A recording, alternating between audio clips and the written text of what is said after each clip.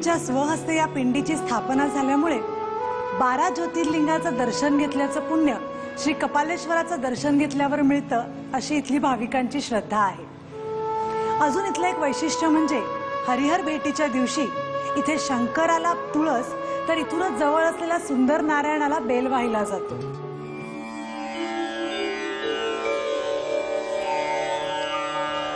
वंदे देव उमापतिं सुरगुरुं वंदे जगत्कारणं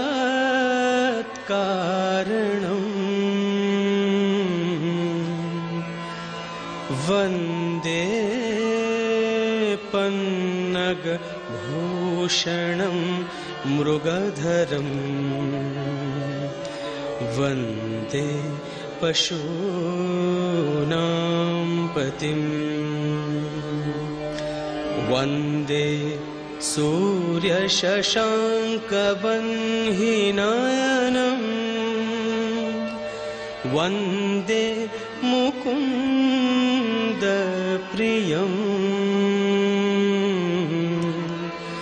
वंदे भक्तजनाश्रयं च वरदं वंदे शिवं शंकरं वंदे शिवं शंकरं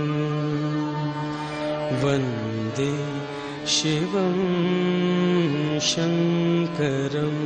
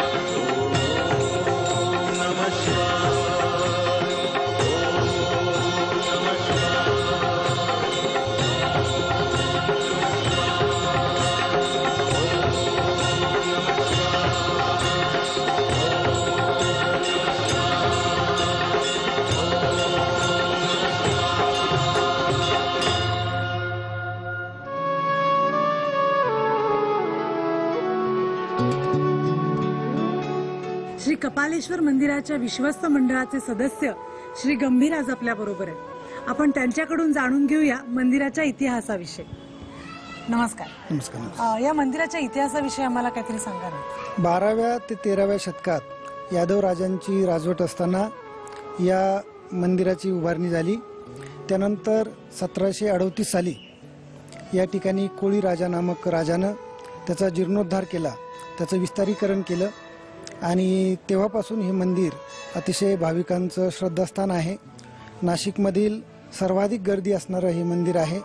महानगरपालिकेच्या ज्ञात इतिहासानुसार नाशिक शहरातलं हे सर्वात पहिलं मंदिर आहे। दरवर्षी सुमारे 30 लाख लोक भाविक या मंदिरात दर्शनासाठी येतात।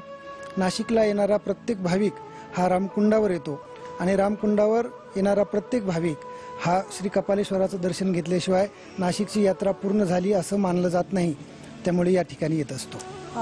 इथे दैनंदिन पूजा अर्चना कशी केली जाते? इथे भगवान शंकराच्या ज्या प्रचलित पूजा असतात त्या दैनंदिन केल्या जातात।